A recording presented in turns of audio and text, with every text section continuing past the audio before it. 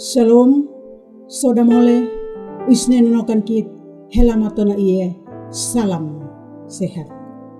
Tuhan Yesus memberkati kotong semua untuk kesempatan ini dapat mendengarkan kebenaran firman Tuhan melalui program Suara Kebenaran dari Gemit Klasis Kota Kupang Timur. Sebelumnya mari kita berdoa. Bapa di sorga, kebenaran firman Tuhan akan menolong kami untuk kami dapat memahami panggilan hidup kami sebagai orang percaya dalam dunia milik Tuhan. Karena itu kami mohon Roh Kudus Tuhan bekerja bersama dengan kami, agar firman Tuhan yang akan kami baca dan renungkan menjadi bahagian dalam hidup kami. Terima kasih Tuhan Yesus, kami berdoa. Amin. Pembacaan Alkitab dari pertama Raja-Raja pasal 8, ayat yang ke-57 secara khusus saya siapkan menjadi bahan kita renungkan. Saya bacakan untuk kita. Kiranya Tuhan Allah kita menyertai kita sebagaimana Ia telah menyertai nenek moyang kita. Janganlah Ia meninggalkan kita dan janganlah Ia membuang kita. Satu ayat ini akan kita renungkan dengan satu judul kecil, belajar menghargai penyertaan Tuhan. Bapak, Mama dan Bapak Saudara, dalam hal untuk menjawab tema kecil ini, belajar menghargai penyertaan Tuhan, ada jawaban yang langsung dijawab oleh Alkitab untuk menunjukkan kepada kita bahwa semua pertanyaan dalam hidup ini, dia penjawaban hanya satu, di dalam firman Tuhan. Asalkan kita setia membaca dan merenungkannya. Saya coba bacakan itu dalam Yesaya 58 ayat 1 dan ayat yang kedua. Sesungguhnya tangan Tuhan tidak kurang panjang untuk menyelamatkan, dan pendengarannya tidak kurang tajam untuk mendengar.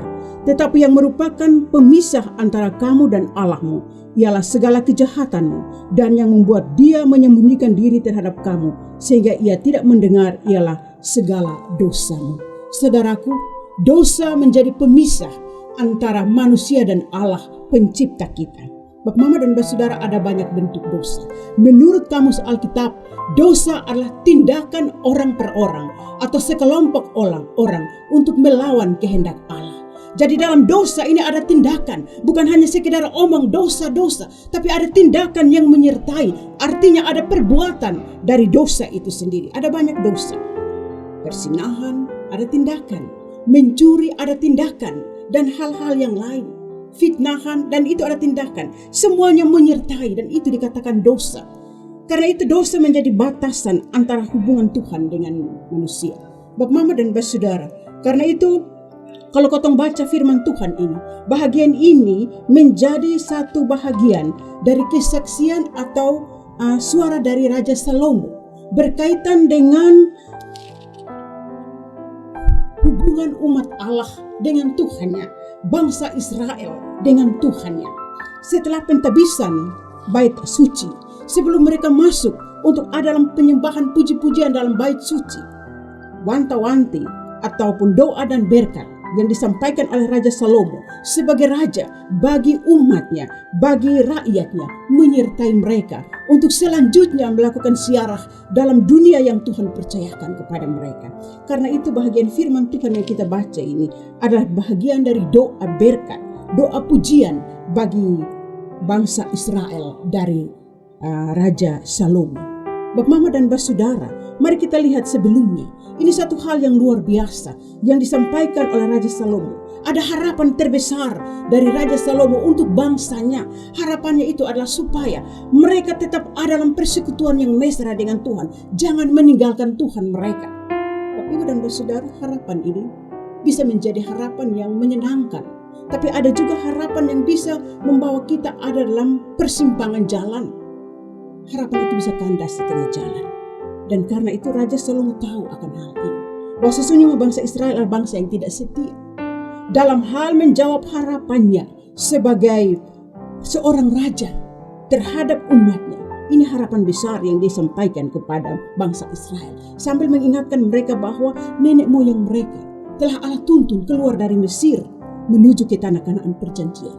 Bangsa Israel yang semulanya adalah bangsa yang tegar tengguh, suka memberontak. Raja Salomo ingatkan supaya mereka tetap setia dengan Tuhan. Karena itu ayat-ayat yang ada dalam ini mengatakan kiranya Tuhan ada harapan yang sangat besar. Bahwa kiranya Tuhan Allah kita menyertai kita sebagaimana Ia menyertai nenek moyang kita. Bapak Mama dan Bapak Saudara, apa yang menjadi bahan refleksi bagi kita dalam sejarah perjalanan kita sebagai umat Tuhan dalam dunia milik Tuhan. Dalam hal menghargai penyertaan Tuhan, kita juga ada dalam proses belajar.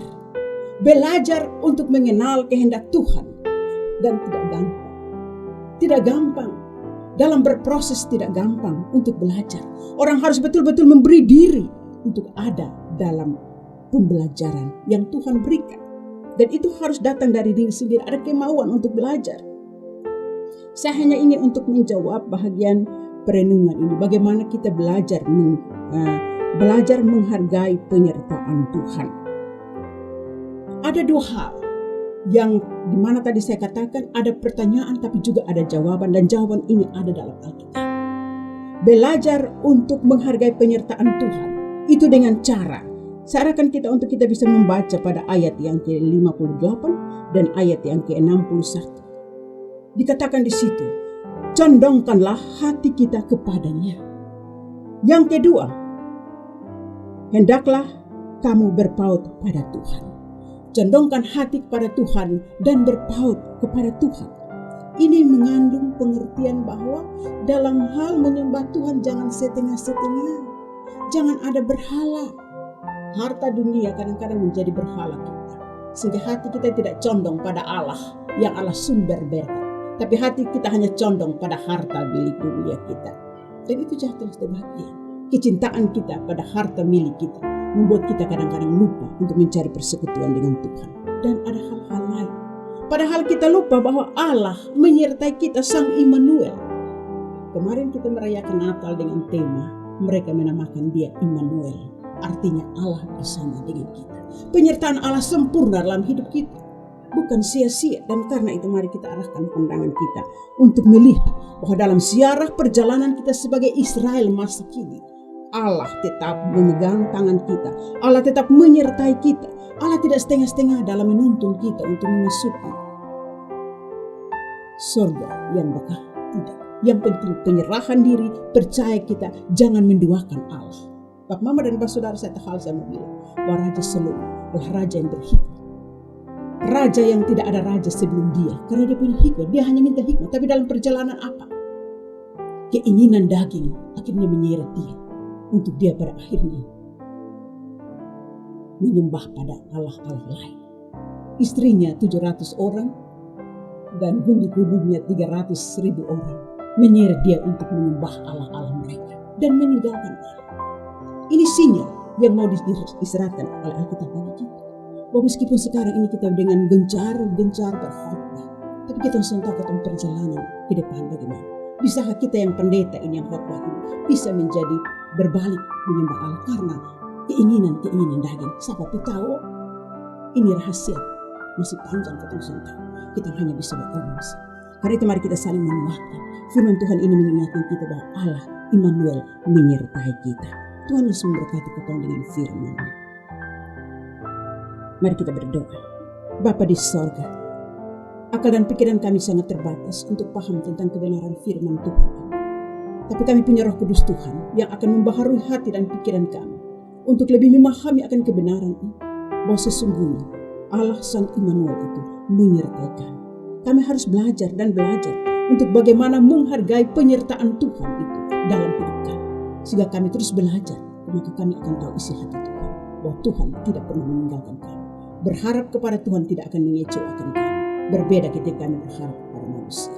Kebenaran firman Tuhan ini menolong kami untuk kami dapat melangkah di tahun yang baru ini, hari yang ke-12 ini dengan kepastian iman bahwa Allah Sang Immanuel itu tidak melepaskan tangan kami. Engkau tetap memegang dan menyertai perjalanan kami dari sekarang ini sampai selama-lamanya. Amin. Bapak Mama dan Bapak Saudara, kebenaran firman Tuhan ini kiranya menolong kita untuk kita tidak lepas kendali, kita tidak hilang ke pengharapan, tapi kita terus punya pengharapan di dalam Tuhan.